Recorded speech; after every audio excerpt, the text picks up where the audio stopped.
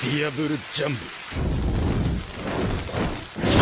les bros, c'est Goji, j'espère que vous allez bien. On se retrouve pour une vidéo du coup un petit peu spéciale. À l'occasion de la sortie du nouvel opening de One Piece, le 23, Dreaming On, je me suis dit, et si pour une fois, pour la toute première fois de la chaîne, je faisais une reaction live à cet opening. En réalité, ce sera pas qu'une reaction live parce que en second plan, j'irai l'analyser aussi un petit peu. Et si je fais ça, c'est pas pour rien, puisque le dernier, enfin le premier opening de Wano, Over the Top, avait eu tendance à dévoiler des éléments de l'histoire, des intrigues qui, bon, spoiler ceux qui regardent que l'anime, c'est clair et net, notamment le dragon de Kaido, etc. Mais a eu tendance aussi à un peu spoil ceux qui lisaient le manga, malgré le fait que ce soit la source la plus directe d'informations liées à One Piece. Alors attention, du coup je vais spoil, mais je pense notamment à la trahison de Kanjuro qui avait été sous-entendu, ça avait permis à beaucoup de gens de faire aussi une théorie là-dessus, ou du moins d'appuyer la théorie déjà présente, ou alors le fait que Kyoichiro soit un fourreau rouge et soit éventuellement Denjiro, puisqu'il a apparu en même temps que les autres fourreaux rouges. Voilà, en gros c'était des petits trucs qui ont laissé penser que le scénario pourrait se dérouler de la sorte. Donc, vu qu'il y a ce nouvel opening, évidemment que ça m'intéresse de savoir si ça va développer certains aspects, si ça va teaser des choses, si ça va si spoil que ça, et puis même tout simplement de l'apprécier. Donc voilà, si vous aimez cette vidéo, bah, comme d'habitude, laissez un petit like, et si vous n'êtes pas abonné à la chaîne encore, je vous invite à le faire, on est sur la dernière lignée pour les 200 000, c'est juste énorme, donc merci beaucoup les petits bros. C'est tout ce que je vous demande, je vous embête pas plus, et puis bah, je pense qu'on peut commencer.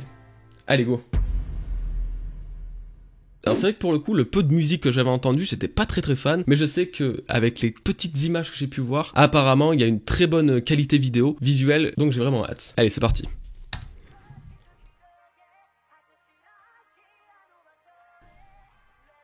Ah, Luffy avec sa cape noire. Ok, on retrouve... Ah ouais, ça c'est ce que j'avais vu aussi qui avait été balancé sur Twitter. Ok, on est sur un format assez simple des openings, assez basique, on va dire. La musique pour l'instant elle passe très bien. Oh, Oden, mon gars Oden. Du coup c'est bien ça. Ah, il y avait encore Kanjuro qui était un peu à part. Ok, ça va très vite. Ok. Je vais le regarder comme ça, on l'analysera après, on le re-regardera. Parce que là il y a énormément de choses, ça va très vite. Jinbei, l'apparition de Jinbei. Oh là là, le flashback de Roger. Oh là là. Ah mon gars, c'est beau putain. Oh la vache. Ah ouais, il y avait tous les éléments là. Ok, ça va très loin dans les scans en tout cas. Jusqu'au moins à la fin quasiment à la fin du flashback de Roger. On n'a pas encore eu la révélation sur Laftel. Ah, franchement, ils ont géré sur la qualité de l'animation.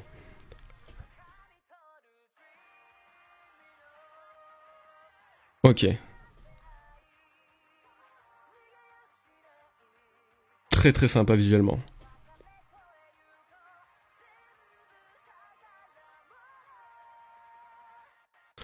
Ok, là j'ai tendance à pas trop voir, la qualité est pas oufissime.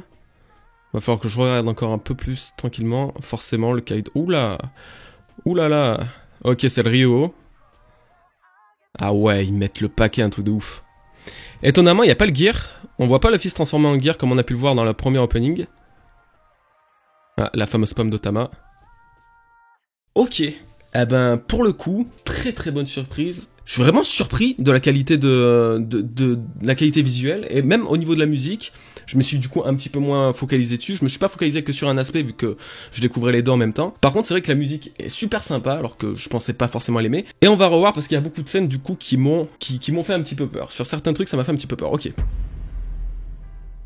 Donc là, forcément, on revoit Luffy en mode avec sa cape, etc. Ça fait vraiment penser le retour de Luffy après le flashback de Roger et de Oden, où on avait vraiment un Luffy qui s'imposait vraiment plus en tant que capitaine avec sa cape, etc.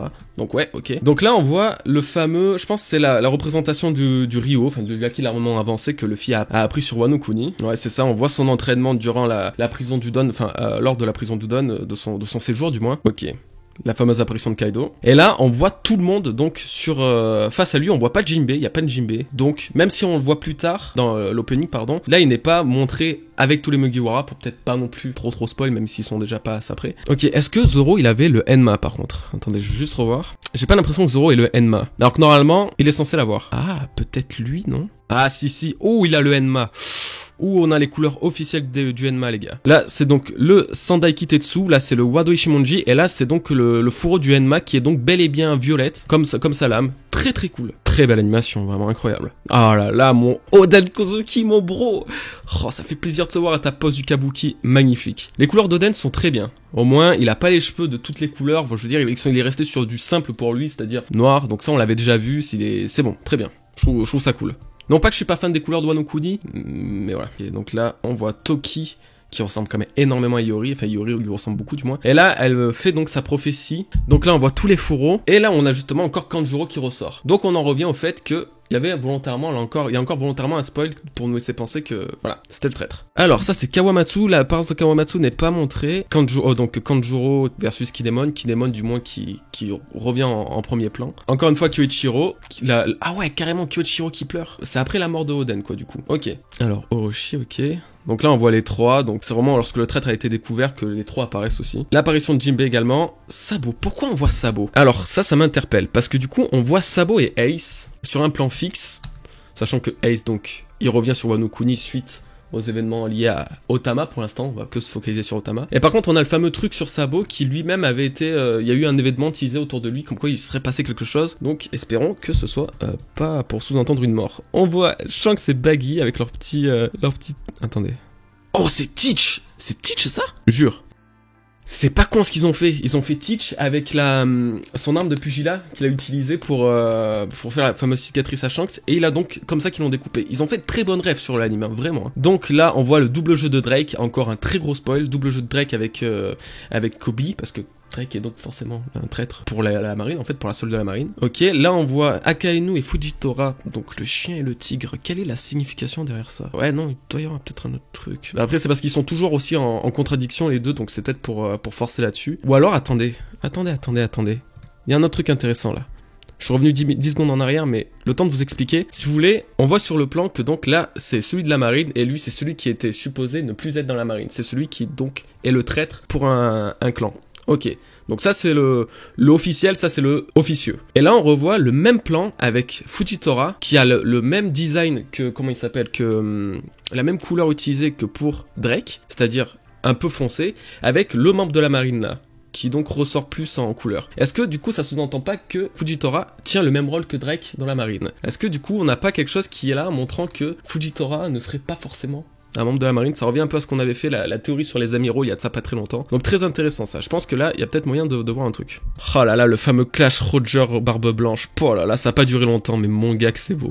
Oh là là, putain, c'est le mémorable. Ok, Roger, Barbe Blanche, Oden, et Luffy. Luffy qui sort de l'eau. Ok.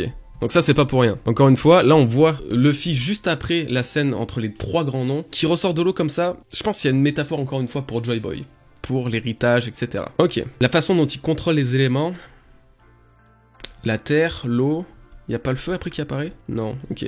Ça faisait très Avatar le maître de l'air pour le coup. C'est pour ça que j'essaie de voir s'il n'y avait pas encore un sous-entendu. Ok, ça c'est des passages de la dîme, normalement c'est assez basique, il n'y a pas grand chose à voir derrière. Et là on les voit tous ensemble, basique. C'est marrant que du coup ils mettent Big Mom, le combat contre Big Mom. Ah, il y a les couleurs de Queen en dinosaure. Alors, il a des couleurs marron. Ouais, c'est assez basique pour un dinosaure. Il y a aussi King, il me semble, je le vois pas très bien, qui a des couleurs assez basiques aussi. On les a déjà vus, de toute façon. Très belle tenue. Enfin, ils ont un outfit incroyable, par contre, les Megura. Ok, on voit King, Queen. Très beaux effets au niveau de... Ah ouais, incroyable. Ah, le Ryo, il m'a foutu des putains de frissons. Ok, donc là, ça montre d'autant plus l'intérêt du Ryo dans l'œuvre et pourquoi, en fait, ça va être utilisé contre Kaido pour briser ses écailles. Là, ils ont vraiment appuyé sur le fait que ce que va apprendre Luffy va servir à le vaincre. La pomme, la fameuse pomme croquée par Otama, et donc la promesse de Luffy. Ok, eh ben c'est un très beau opening, vraiment vraiment très très beau. Je suis très fier. Je suis très fier de leur travail, ils ont vraiment géré de ouf. Et mais c'est vrai que du coup sur certains points, il y a tendance à se poser des questions. Voilà. Alors notamment sur le côté Ace et Sabo, qui était vraiment un peu forcé de ce côté-là, très bizarre. La griffe de Barbe Noire. Là on le voit, il utilise l'arme de pugilat, ouais, ok. Et là, c'est vraiment ça qui me dérange. Vous voyez, on voit Kobe en couleur normale avec lui un peu enfoncé, c'est Drake. Et l'autre côté, on voit pareil. Ça change pas en fait, on reste dans le même thème parce que vous voyez, genre même le, je fais des analyses peut-être un peu tordues, hein. Mais vous voyez, même l'espèce de séparation ne bouge pas, elle fait juste que pivoter. Hop.